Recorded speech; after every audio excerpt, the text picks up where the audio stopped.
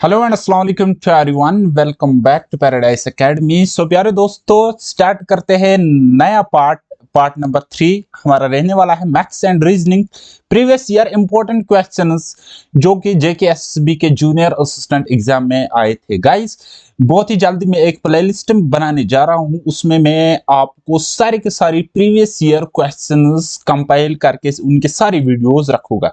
Guys, उनको बार बार देखो और ताकि आप समझ जाओ कि जेकेएसबी का क्या पैटर्न रहता है। पैटर्न को समझते ही आपको एक अच्छी स्ट्रैटेजी बन जाएगी।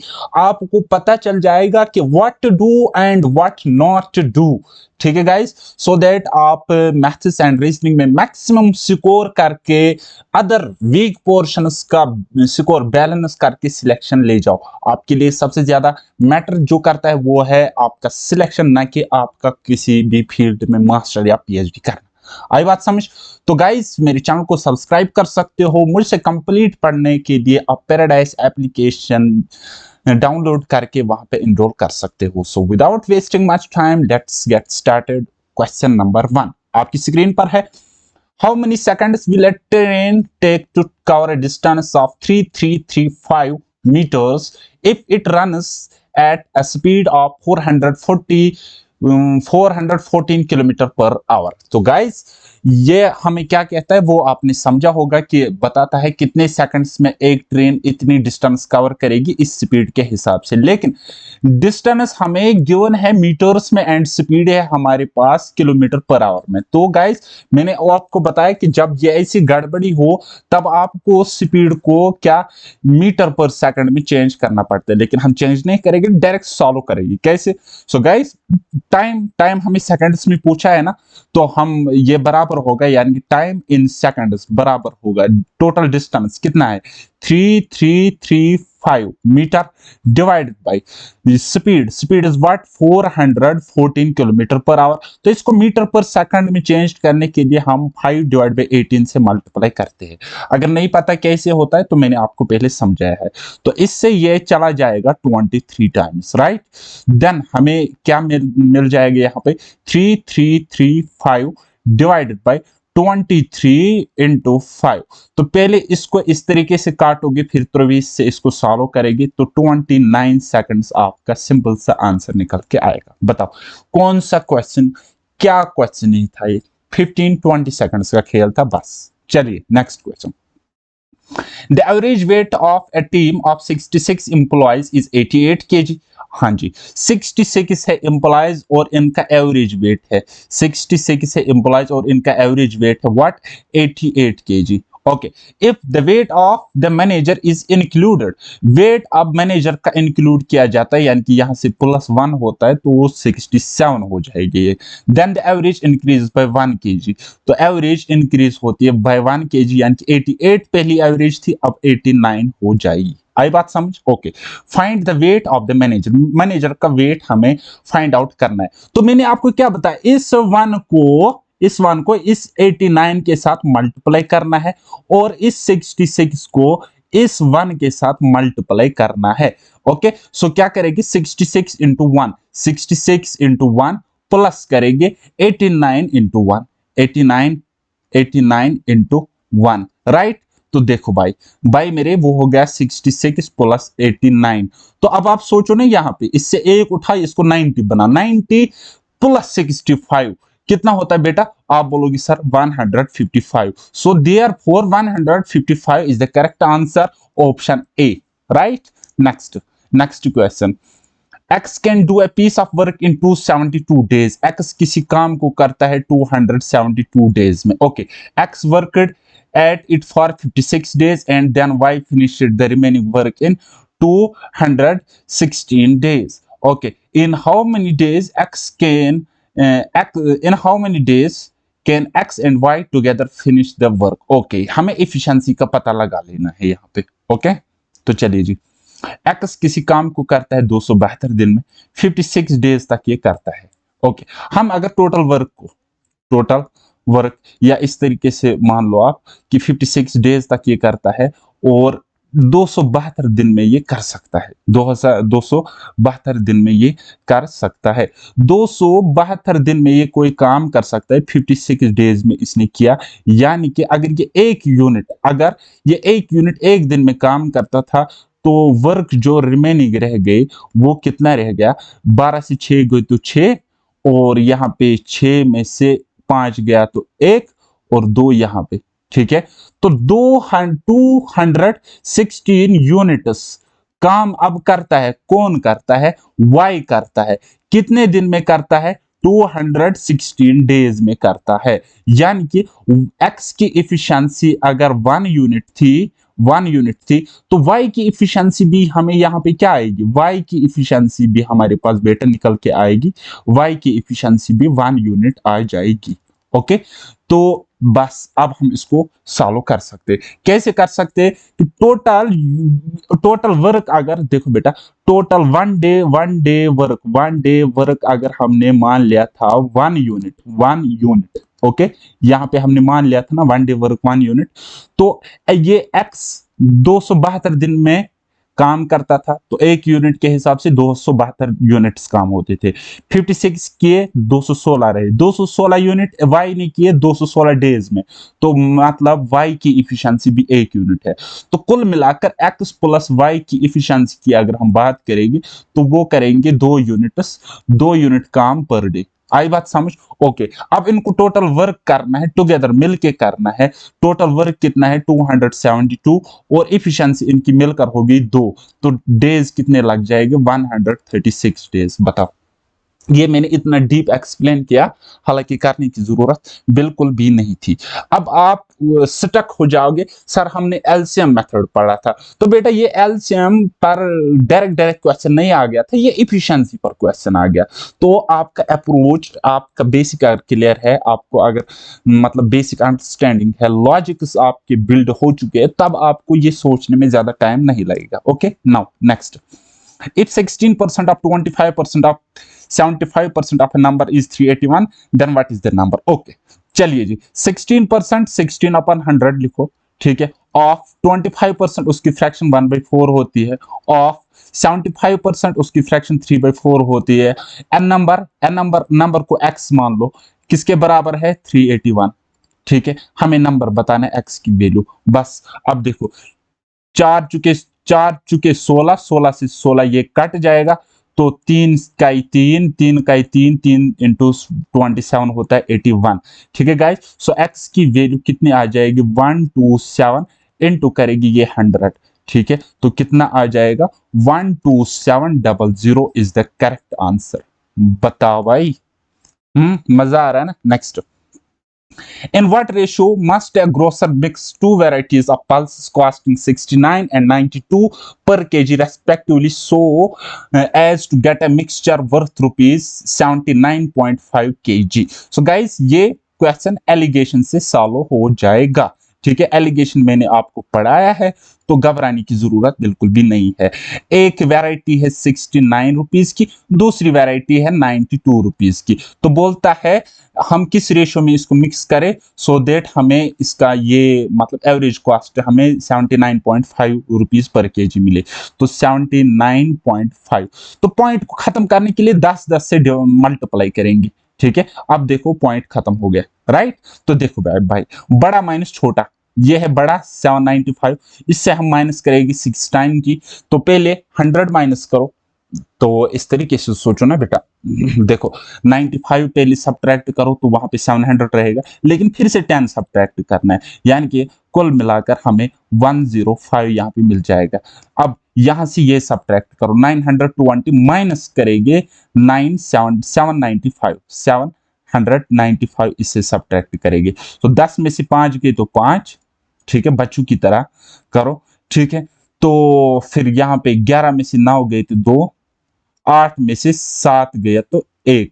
ठीक है, तो गाइस ये आपका रेशियो निकल के आ जाएगा। इसको फर्दर जब आप काटोगे पीटोगे तो आपको पता चल जाएगा 5 इंटू 25 कितना होता है, 125, 5 इंटू 21 कितना होता है, 105 होता है। सो गाइस ये आपका आंसर आ गया। अगर आप बोलोगे ये किसके कॉरस्पॉन्डिंग है, इस वैल्यू के कॉरस्पॉन्डिंग है।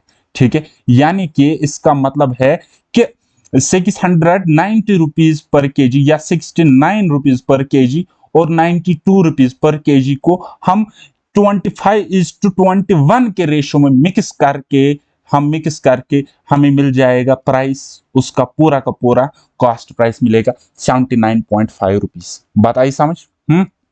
Next question, statement and conclusion पर ये क्वेश्चन बेस्ड है।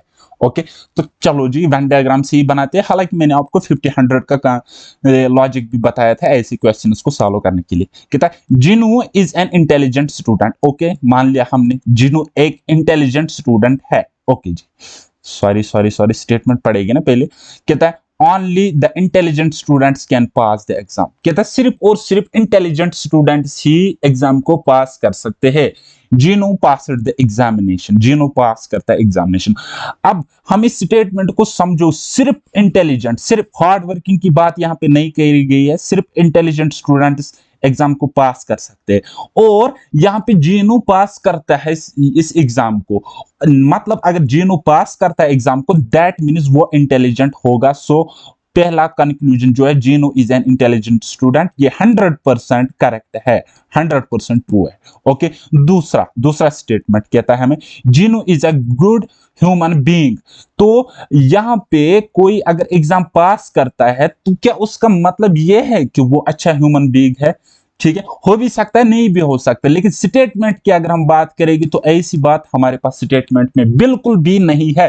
और अगर कोई कंक्लूजन आपको ऐसा मिलता है जो स्टेटमेंट में नहीं है या स्टेटमेंट के अपोजिट है तो वो स्टेटमेंट को फॉलो नहीं करेगा, तो ये बिल्कुल भी फॉलो नहीं करेगा दूसरा कंक्लूजन। सो गाइस सुनो मेरी बात, only conclusion first follows, यानी कि option A will be the correct answer, और सॉरी ऑप्शन बी यानी कि ए वाला फर्स्ट वाला ये करेक्ट आंसर हो जाएगा। Okay, next, in a certain code language fast roadways is written as yogari ways to reach। अब यहाँ पे वेज कॉमन है, यहाँ पे वेज कॉमन है, यहाँ पे अब देखो कॉमन क्या हो जाएगा, कॉमन है यो, यानी कि हम बताएंगे बेटा वेज का मतलब यो है, वेज का मतलब यो है, राइट। सो फिर दूसरे और तीसरे को देखेंगे, वेज टू रीच और यू रीच फास्ट, यानी कि रीच और रीच कॉमन है, रीच और रीच कॉमन है।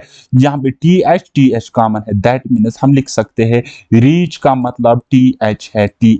ओके, सो नाउ लास्ट वाला, फर्स्ट एंड लास्ट वाला देखेंगे, fast roadways you reach fast. ठीक है, यानी कि यहाँ पे फास्ट कॉमन है। और कॉमन देखेंगे यहाँ पे कोडिंग में डिकोडिंग का क्वेश्चन है, यहाँ पे देखेंगे कॉमन क्या है, गा और गा कॉमन है, यानी कि हम बता सकते हैं कि फास्ट का मतलब GA गा है। और हमें क्वेश्चन अब पूछा गया था क्या कि what is the code for road in the given language. Code क्या है रोड का कोड क्या है? अब देखो बेटा, रोड का कोड हमें बताना है, फास्ट, फिर क्या है हमारे पास रोड और वेज, है ना। तो बेटा अब आप मुझे बताओ, वेज का कोड है यो, ठीक है, ये तो हमें नहीं पूछा गया था, रोड का कोड है, ठीक है। फास्ट का कोड अब देखो यहाँ पे देखो फास्ट का कोड क्या है, गा, GA गा, ठीक है। तो लेकिन पहली लाइन में क्या है, गा भी आ गया, यो भी आ गया है हमारे पास, है ना, यो, वेज का मतलब यो। अब दैट मीन्स रोड का मतलब क्या होगा, RI री, रोड का मतलब री होगा, रोड का मतलब RI री इज द करेक्ट आंसर, ठीक है, RI री। ओके, सो ये ऑप्शन इसका करेक्ट हो जाएगा। Next question. Okay, a man is standing in a lawn facing north direction. If the man turns 45 degrees in anti-clockwise direction and 135 degrees in clockwise direction, which direction will he face now? तो सीधा मैं बताऊंगा east. कैसे मैंने बताया, देखो guys, एक आदमी है वो इस तरीके से फेस करता है, यानी कि नॉर्थ डायरेक्शन में उसका मुख है, नॉर्थ डायरेक्शन बोली तो ये वाली डायरेक्शन, राइट। पहले वो 45 डिग्रीज घूमता है एंटी क्लॉकवाइज, यानी कि यहाँ की ओर घूम रहा है एंटी क्लॉकवाइज, ठीक है। कितना, 45 डिग्रीज, ये है बेटा 45 डिग्रीज। ओके, फिर यहां से वापस वो लेता है 135 डिग्रीज का टर्न, 135 डिग्रीज का टोटल टर्न लेता है। तो जब इस पॉइंट से वो यहां तक पहुंच जाएगा तो 45 तो कवर किया होगा, तो प्लस उसको कितना करना है 90 डिग्री, 90 डिग्री। तो यहां से यहां तक कितना हो जाएगा 90 डिग्री। अब देखो 90 plus 140 135, condition is satisfy. So that means अभी वो कहां की ओर देख रहा है, तो आप बोलोगे सर ये तो ईस्ट डायरेक्शन है। तो मैप्स को अगर आप देखोगे, ईस्ट यहां पे होता है, वेस्ट यहां पे होता है, नॉर्थ यहां पे होता है, साउथ यहां पे होता है। Question number next. Okay, now question number next we have, कहता है A alone can finish the work in 306 days. B is 70% more efficient than A. How many days does B alone take to finish the work? Okay. कहता है A किसी काम को करता है, A किसी काम को करता है 306 दिन में, ठीक है, 306 डेज। ओके, तो ये क्या है बेसिकली, ये है A का टाइम, A का टाइम है ये, ठीक है, ये A का टाइम है 306 डेज। इसको फिलहाल साइड में रखते हैं, राइट, इसको फिलहाल साइड में रखते और हम कंसेप्ट को समझते। कहता बी, ये हो गया ए और ये हो गया बी, ये हो गया इनकी एफिशिएंसी, एफिशिएंसी का रेशियो। तो कहता है ए अगर 100 टाइम्स एफिशिएंट है, बी उससे 70 टाइम्स मोर एफिशिएंट है, यानी कि 170 उसका रेशियो हो जाएगा, है ना। 70% मोर एफिशिएंट है ना बेटा, 70, ये देखो, ठीक है ना, 100 से 70 ज्यादा यानी कि 170। यानी कि इसका मतलब है ए अगर 100 यूनिट्स काम करता है, बी उसी टाइम में 170 यूनिट्स काम करता है। आई बात समझ? ओके, नाउ उसके बाद अगर हम इसका रेशियो ले लेंगे तो 10:17 इसका रेशियो आ जाएगा, 10:17 इसका रेशियो आ जाएगा। हालांकि वर्क यहाँ पे कांस्टेंट है, तो हम बोले कि टाइम का जो रेशियो होगा वो बिल्कुल इसका इनवर्स होगा, यानी कि 17:10 होगा, 17:10 होगा। और ए बोलता है किसी काम को 306 डेज में करता है, यहाँ पे तो 17 रेशो में करता है, यानी कि 17 रेशो की वैल्यू है 306 और इस 10 रेशो की वैल्यू हमें फाइंड आउट करनी है। तो क्या करोगे भाई, मेरे सिंपल सा है, क्या करोगे, जो गिवन है, गिवन क्या है 306 को डिवाइड करोगे 17 से और मल्टीप्लाई करोगे 10 से, तो अब आपको पता चल जाएगा। क्या पता चलेगा बताओ, ये किससे कट जाएगा, ये इससे कट जाएगा 18 टाइम्स, 17 इंटू 18 करोगे तो 306 आ जाएगा। या वैसे करो 17 1 17, तो वहां पे कितने रहते हैं, फिर 13 रहते हैं, 17 इंटू 8 होता है 136, फिर 18 इंटू 10 करोगे, सो 180 days is the correct answer. बताओ। Next question. After 6 to 64 liters of petrol was poured into the tank, it was still 13% empty. What is the total capacity of the tank in liters? Direct मैं capacity find out कर सकता हूँ। क्या कैसे करोगे, 6264 divide by 87 into करेंगे 100। बस ये 87 क्यों लिखा, क्योंकि 13% देखो, टोटल कैपेसिटी होती है 100%, 13% एम्प्टी रही, सो दैट मीन्स फिल हो गई 87%। ये क्या हो गई फिल, ये क्या रही थी एम्प्टी, ठीक है, और ये क्या हो गई टोटल कैपेसिटी, टोटल कैपेसिटी। बात आई समझ? क्यों मैं ऐसा कर रहा हूं, तो बस सॉल्व करो। अब देखो 7 से ये 2 टाइम्स 7 को, किसी भी 7 को अगर 2 से मल्टीप्लाई करेगी ना, तो वो कोई नंबर देगा, और यहाँ पे कोई नंबर होगा, यहाँ पे कोई नंबर होगा, लेकिन यूनिट डिजिट्स पे 7 और 2 होगा, तो दैट मीन्स कोई नंबर तो मिलेगा, लेकिन उसका यूनिट डिजिट 4 होगा। आई बात समझते, इस तरीके से सोच सकते हो, ठीक है भाई मेरे। सो यहाँ पे अगर 87 इंटू 3 हम करेंगे, ये वाला 3 करेंगे, तो क्या 7 या 21 यानी कि कोई नंबर मिलेगी, यूनिट डिजिट 1, यूनिट डिजिट तो यहाँ पे 4 है, ठीक है। तो इस तरीके से भी अब आप सोच सकते हो और कैलकुलेशन से बच सकते हो। अगर नहीं तो फिर इस तरीके से डिवाइड करो, ठीक है। इस तरीके से डिवाइड करने से बेहतर है आप ऑप्शन उठाओ। तो देखो भाई मेरे, तो जब आपने ये किया तो ये इससे जाएगा 72 टाइम्स, और 72 इंटू 100 क्या होता है, 7200 is the correct answer. Next, find the unit digit in the product this, ठीक है। यूनिट डिजिट्स का प्रोडक्ट जब हमें निकालना होता है तो ये लेंगे, ये वाला लेंगे, ये वाला डिजिट लेंगे, ये वाला डिजिट लेंगे, और उनको करेंगे प्रोडक्ट। क्या है 5 9 9 5, ठीक है। 9 पचे 45, ठीक है ना, फिर 9 पचे 45, ठीक है। तो कोई भी यहाँ पे 5 है ना, 5 है ना, किसी भी नंबर से देखो, अगर इवन नंबर से मल्टीप्लाई करोगे तो यूनिट डिजिट 0 आता है, ऑड नंबर से मल्टीप्लाई करोगे तो यूनिट डिजिट 5 आता है। ये 5 के केस में डिविजिबिलिटी रूल में भी पढ़ा है, और प्रोडक्टिव फंक्शन में क्या होता है तो वो भी मैंने आपको बताया, मल्टीप्लिकेशन में क्या होता है। तो वैसे भी 45 इंटू 45 यानी कि 45 का स्क्वायर आप अगर करोगे तो कोई नंबर तो मिलेगा, कोई नंबर तो मिलेगा, लेकिन उसका यूनिट डिजिट 5 हो जाएगा, यूनिट डिजिट 5 हो जाएगा। And in this case 5 will be the correct answer, option D. Next, find the unit digit in the product. बस क्या करोगे, ये तो वही वाला सवाल है ना। हम्म, चलो यही है, 5 इसका आंसर है। Next, next question, what will be the written in the place of question mark in the given series. Okay, so मुझे पता है y का प्लेस वैल्यू 25 है, m का प्लेस वैल्यू 13 है, तो हमें किसका निकाला गया है, 12 किसका है, 12 किसका है। तो मैंने आपको बताया ई जो टी, ई का प्लेस वैल्यू 5, j का प्लेस वैल्यू 10, और k और l, यानी कि k का होगा 11 और l का होगा 12। तो हमें क्या पूछा गया था, यहाँ पे 12 है, तो हमें इसका आंसर निकालना था ये वाला। तो यहाँ पे क्या आ जाएगा, l, and l is the correct answer. बस।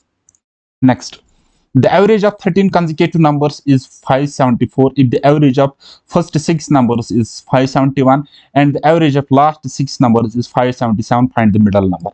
बस सिंपल सा है, 13 नंबर है, 13 नंबर है टोटल। देखो ये हो गई पहले 6 नंबर, ये हो गया बीच वाला नंबर, ये हो गया कोई बीच वाला नंबर, और जो इनका एवरेज है हम बीच वाले को वही मान लेते हैं 574, और ये हो गए लास्ट के 6 नंबर, ये हो गए लास्ट के 6 नंबर, लास्ट के 6 नंबर। और कहते हैं पहले 6 नंबर्स का एवरेज है 571, 571।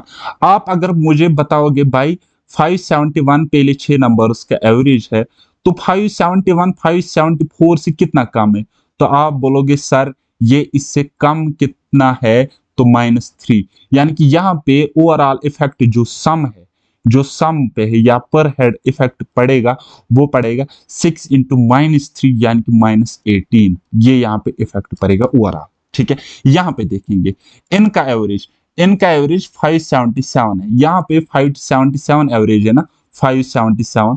तो 577 ज्यादा कितना है 574 से, बोलोगे सर 3, ठीक है 3, तो ये +3 है। तो यहाँ पे ओवरऑल जो सम पे इफेक्ट पड़ जाएगा वो पड़ जाएगा 18 का, ये +18 आ जाएगा, और +18 -18 से खत्म होके 0 देगा। ठीक है, ये यहाँ से 0 देगा हमें। सो 5 जो मिडल नंबर है 574 + 0 is equal to 574 is the correct answer.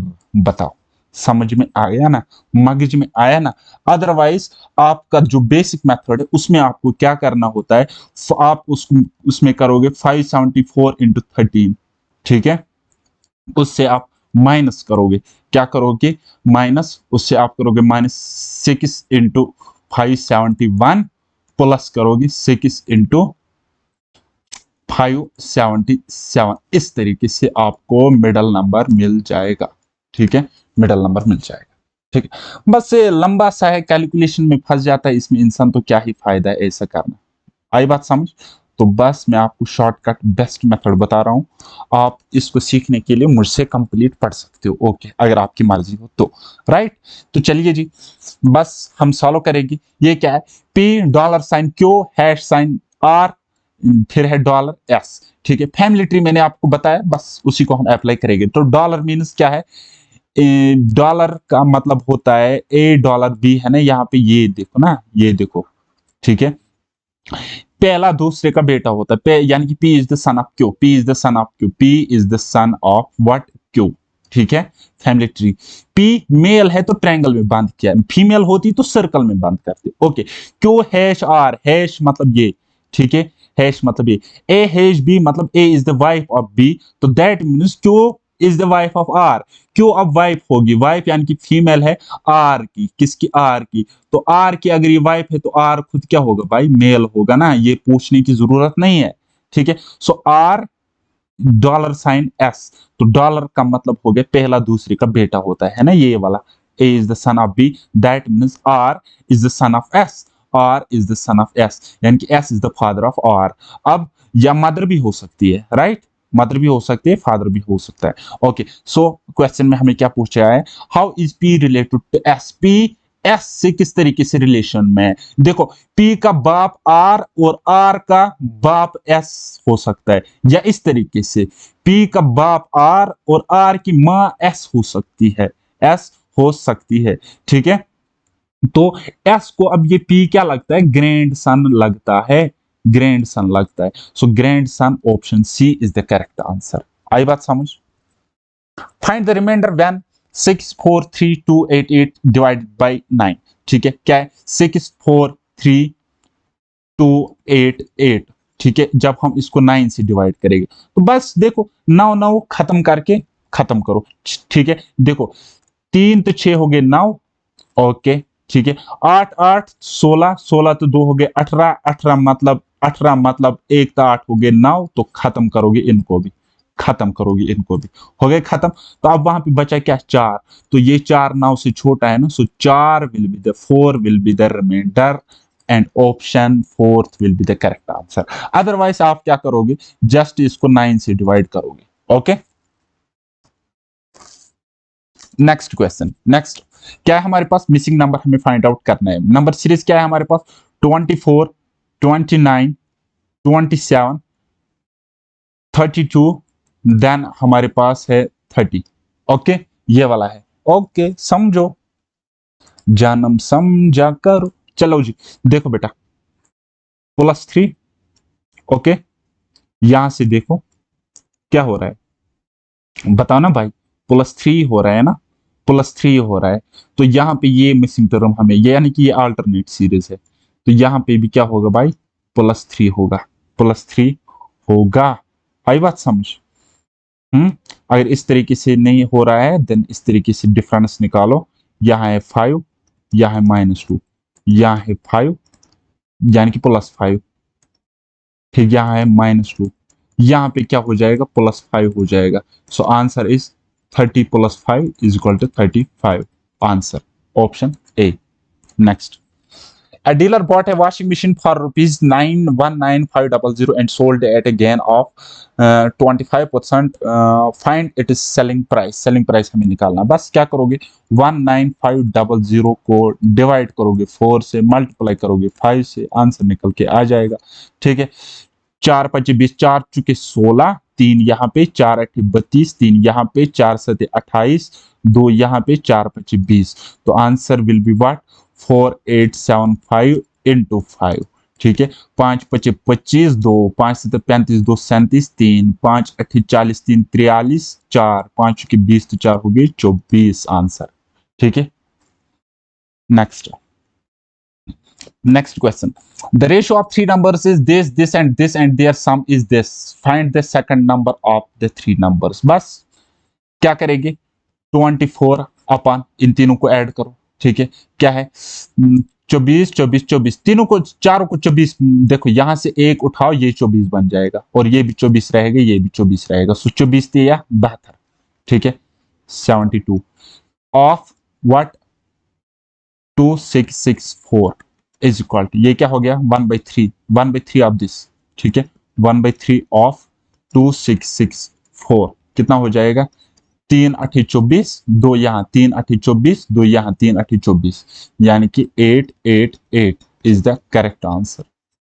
Next, select the appropriate set of sequence of mathematical operations to replace all star sign in the following equation and hence to balance it. तो equation हमारे पास क्या है, 12 star 13 star 4 star 40. ठीक है, बस ये option based question होते हैं. अगर हम यहाँ पे मल्टीप्लाई लगाएगी तो क्या बन जाएगा, 12 इंटू 3, यहाँ पे प्लस लगाएगी तो 4, यहाँ पे इक्वल टू लगाएगी तो 40. अब देखो ये वाला यानी कि LHS सेटिस्फाई करेगा किस वाले को, RHS को सेटिस्फाई करेगी. So option C is the correct answer. Next, when an article is sold at rupees this after a discount of 25%, find its market price. ठीक है। 25% डिस्काउंट, डिस्काउंट मिलता है 25%, ठीक है। 25% यानी कि 1/4। 4 अगर एमपी है तो एक इस पे डिस्काउंट मिलता है, दैट मीन्स एसपी बराबर होता है एमपी माइनस एसपी, ठीक है। Sorry, MP minus discount, discount, discount. तो भाई मेरे, तो एमपी अगर 4 यूनिट, डिस्काउंट 1 यूनिट, तो एसपी कितना हो जाएगा, 3 यूनिट हो जाएगा, ठीक है।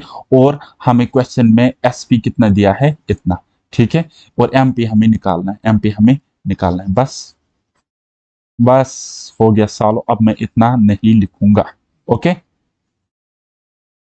मैं बस इतना लिखूंगा। एमपी अगर 4 यूनिट है तो डिस्काउंट, डिस्काउंट इस पे एक यानी कि 25% 1 यूनिट है, that means SP, SP, SP कितना हो जाएगा, 3 यूनिट, 4 - 1। और एसपी की वैल्यू, 3 यूनिट की वैल्यू है 4275, और इसकी वैल्यू आपको निकालनी है, ठीक है। तो क्या करेंगे, 4275 डिवाइड बाई 3 × 4, तो बस 3 × 14 = 42, 3 × 25 = 75, ठीक है। 4 × 25 = 20, 4 × 2 = 8, 2 हो गए 10, एक कैरी, 4 × 4 = 16, 1 17, एक कैरी, 4 के 4 तो 1 हो गया 5। ये हो गया आपका आंसर। आई बात समझ कैसे करना होता है। नेक्स्ट, नेक्स्ट कुछ नहीं, 20/20 अब आपने स्कोर किया, कैसे किया, बहुत ही इजीली आपने स्कोर किया। सो गाइस, नेक्स्ट आपको क्या करना है, नेक्स्ट आपने क्या करना है, आपको टारगेट रखना पड़ेगा भाई मेरे 100%। आपका एक भी नंबर अगर ऐसे पेपर में छूटता है तो आप बहुत बड़ा अपराध करते हो। गाइस, मुझसे कंप्लीट पढ़ने के लिए आप क्या कर सकते हो, एक तो मेरी चैनल को सब्सक्राइब करो, दूसरा मेरी टेलीग्राम का चैनल जिसका लिंक आपको डिस्क्रिप्शन में मिलेगा उसको ज्वाइन करो, और तीसरा, तीसरा मेरी एप्लीकेशन पैराडाइज एकेडमी डाउनलोड करके आप पेड कोर्स में भी इनरोल हो सकते हो। क्या करना है, स्कोर हमारा 100% रहेगा, यही हमारा टारगेट रहने वाला है। सो गाइस, मिलते हैं नेक्स्ट वीडियो में, तब तक के लिए बाय बाय, टेक केयर, अल्लाह हाफिज, और मेहनत करते रहिए।